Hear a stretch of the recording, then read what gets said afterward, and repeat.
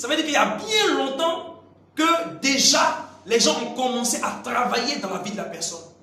Une personne ne tombe pas comme ça. Les sorciers ne tuent pas quelqu'un facilement. Amen. C'est après des réunions, c'est après lancer des sorts.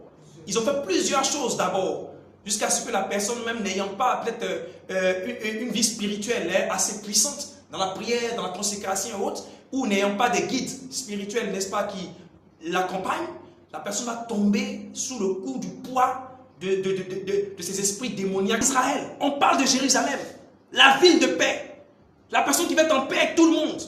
Mais pendant que toi tu vas être en paix avec tout le monde, l'ennemi te dit qu'il n'y a pas de paix entre vous.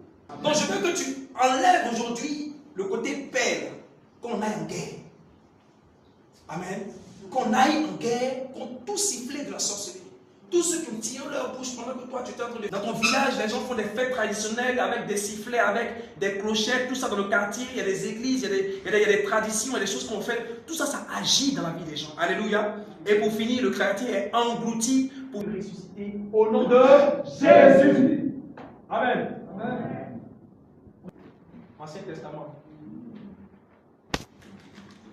Sophonie 2. Verset 15.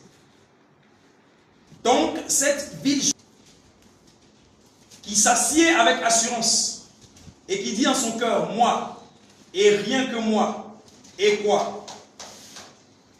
Elle est en ruine. C'est un repère pour les bêtes. Tous ceux qui passeront près d'elle siffleront et agiteront des mains. Alléluia. Plus souvent, ceux qui sont orgueilleux. Amen.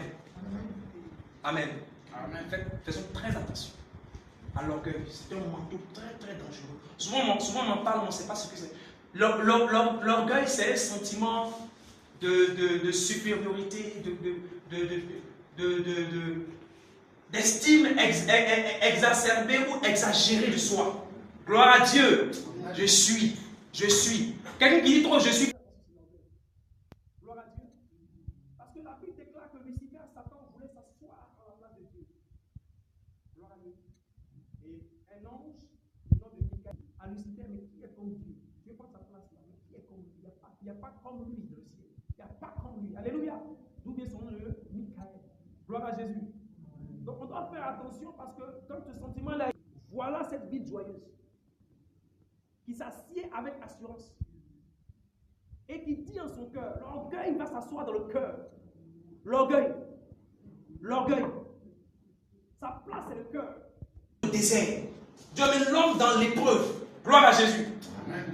Donc quand l'ennemi sait que l'orgueil a pris place dans ton cœur, quand l'ennemi sait que l'orgueil est une essence de l'ennemi en ton cœur, alors aussi il est capable de pouvoir faire quoi? T'envoyer des sifflements, t'envoyer des choses dans ta vie et les choses pourront t'atteindre.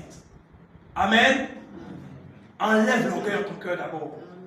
C'est vrai, on dit on va faire taire les sifflets de la sorcellerie, mais l'Église, nous les enfants de Dieu, on doit enlever l'orgueil de notre cœur. Amen. Amen.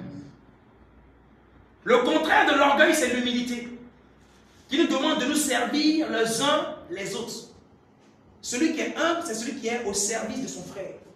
Jésus a lavé les pieds de ses disciples. Amen. Donc si nous sommes au service les uns des autres, l'orgueil perd automatiquement son pouvoir, sa place au milieu de nous. Gloire à Jésus.